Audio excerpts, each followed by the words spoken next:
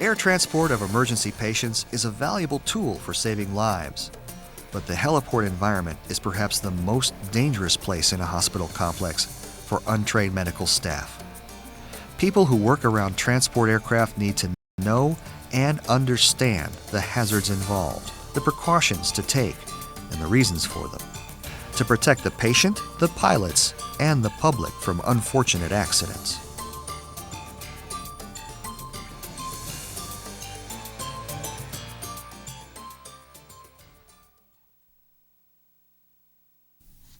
This tape will introduce you to the heliport environment, its hazards, and the proper safety precautions you need to know so you can do your job safely and effectively. This tape should be viewed by medical, security, and maintenance staff because all three types of workers are involved in safe heliport operations. And don't just watch it once. Review this tape at the change of seasons or review it along with any new staff needing to be trained in safe operations. Accident reports are full of people who were already familiar with the risks of heliport operations. So familiar, they stopped thinking actively about safety and became negligent just long enough to cause something bad to happen. Heliport safety begins before an aircraft ever takes off or lands by making the heliport safe for aircraft operations. Depending on the facility, a security or maintenance person needs to inspect the pad and surrounding area daily to check for existing hazards or potential hazards.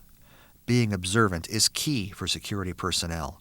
Look at the directions helicopters arrive from and depart to. See if you notice anything new in the way of obstructions. Oftentimes, there's a lot of construction going on near hospitals. Keep an eye out for cranes or new antenna towers and similar obstructions going up near the heliport. And report anything that looks like it might get in the way of helicopters so pilots can be advised. Helicopters in their landing approach or at takeoff generate very strong but invisible winds which can propel objects with damaging force. The most obvious danger is from loose material like pebbles in the immediate heliport area, and this is one good reason to wear eye protection at all times during helicopter operations. But other objects, small and large, can also be disturbed by rotor wash. Any unsecured item in the heliport area can be a potential source of danger, so an inspection is necessary.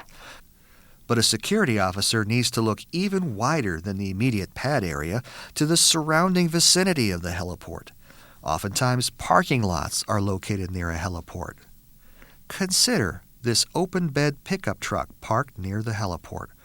What if this pickup is carrying loose materials in the bed? There have been situations where rotor wash has caused loose materials to fly out of trucks parked near the heliport.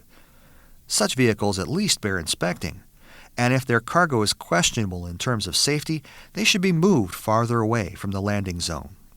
Some heliports require automobile traffic to be temporarily halted in the immediate vicinity. Have your security force pre-plan and execute the traffic control plan consistently. Also secure the area from curious onlookers before helicopters arrive. While helicopter operations are fascinating to people, they don't often understand as you do the hazards of being too close and are not likely to be wearing protective gear like goggles. Onlookers might even attempt to smoke close to aircraft, which is always dangerous. You can protect the hospital from lawsuits by keeping spectators at a safe distance in accordance with your hospital's policy. Pilots refer to loose debris on or around the landing zone as FOD. That stands for Foreign Object Damage, which is what happens when a loose item is grabbed by the winds and gets into an engine intake or fouls the rotor blades or tail rotor of the aircraft. FOD can cause expensive damage to the aircraft. In extreme cases, FOD damage may strand the aircraft on the helipad, blocking its use for incoming trauma cases. In the very worst case, FOD can cause casualties and even loss of the aircraft and crew.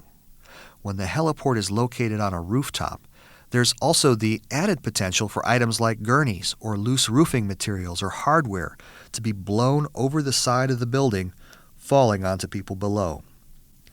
Loose cables or hoses for servicing the aircraft must also be secured before operations. No one wants to be the cause of injuries in a hospital environment, So one important daily task for security or maintenance staff is a FOD check of the heliport before any aircraft arrive or depart.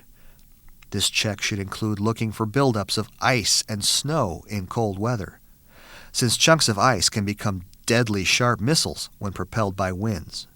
Slippery surfaces create the potential for someone to slip and fall into a tail rotor, or for the aircraft to skid during landing or takeoff, and this has potentially disastrous consequences, so we want a clean landing surface at all times.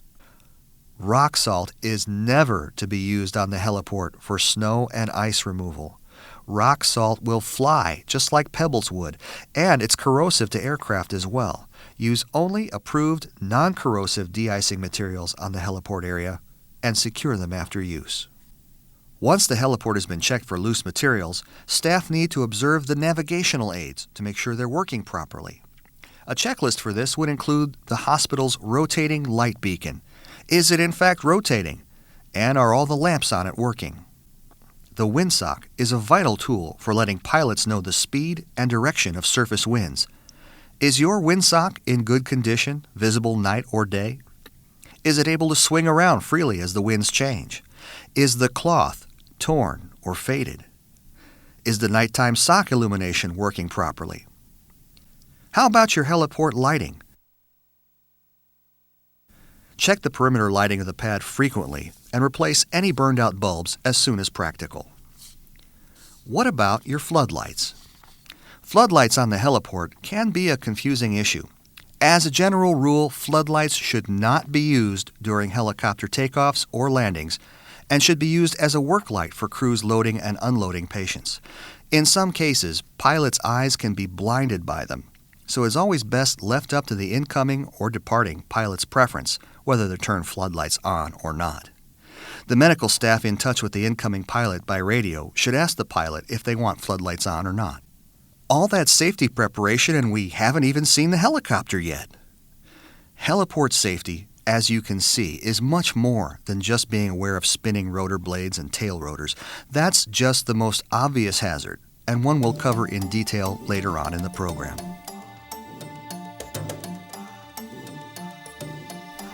Now there's a trauma inbound. After a last-minute check of the pad area for FOD, the security personnel will clear the area. Instead of watching the approaching aircraft, they will post themselves facing out and away from the pad, alert to any sudden incursions. In this way, they can see and stop approaching pedestrians before they can get too close. Note that this security officer is wearing appropriate eye and ear protection, as well as a bright-colored vest. Besides preserving hearing, ear protection reduces the distraction and disorientation caused by loud aircraft noise, so you can concentrate better on doing your job, whatever your role on the team is. The doctors and nurses should also wear ear and eye protection in the vicinity of operating aircraft for the same reasons. In the rare case when the aircraft is kept running while loading or unloading, eye and ear protection is absolutely vital and mandatory. Consider it for patients as well, where practical. You should also be aware of any loose clothing or accessories on your person or on the patient before going out to the aircraft. Zip and button jackets, no scarves, no baseball hats, nothing that hangs out or catches the wind or can hang up on a part of the aircraft. The gurney needs to be specially prepared for heliport operations. Remove all loose sheets, cushions, and covers, or tape and strap them down so they cannot be blown loose from the gurney. Leave behind or secure anything like clipboards, charts, etc. Use a gurney with working brakes and know how to set and release them. Height is something to be very conscious of, as the rotor blades are close above you while you are working. A good rule for heliport safety is nothing should protrude higher than your head. This includes not raising your hands above your head. Most especially, items that protrude overhead, like IV stands, need to be shortened or eliminated using alternative means to suspend bags. Gurneys should never be left unattended in the helipad area. They could become a hazard from rotor wash. Medical helicopters come in many varieties and sizes, but they all have a few things in common. They all have main rotors and they all have tail rotors, which have injured and killed people who've come in contact with them. Once the helicopter is landed, you must wait for a signal to approach from the pilot or crew member. Never approach until you are given a clear come-ahead signal from flight crew. Walk, do not run, and keep your head down if you're tall. When on the ground, rotor blades droop as they lose speed. They still carry enough energy to injure or kill while they are spinning, even when turning slowly, and the droop effect brings them even lower to the ground as they slow down. So clearing your head is always a concern. The area directly forward of some helicopter models is particularly dangerous to stand in because of drooping blades. This is why we always approach the helicopter from the front quarter, but never from the back. And never take a shortcut around, behind, or under the tail of the aircraft. In this overhead view, see how there is a wedge-shaped area where it is less dangerous to approach the aircraft. The red-marked zone is where you must never go.